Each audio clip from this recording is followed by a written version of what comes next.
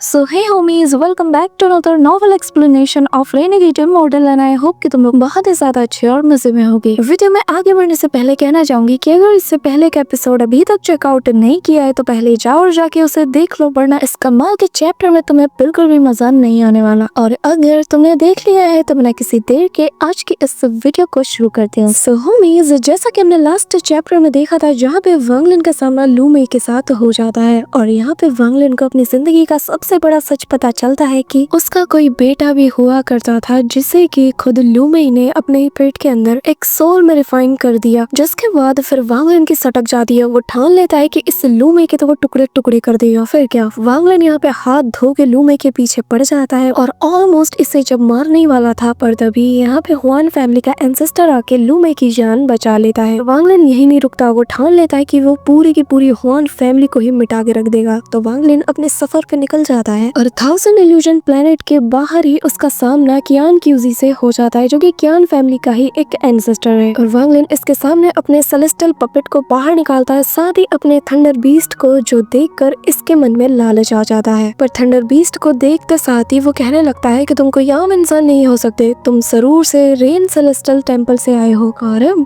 आगे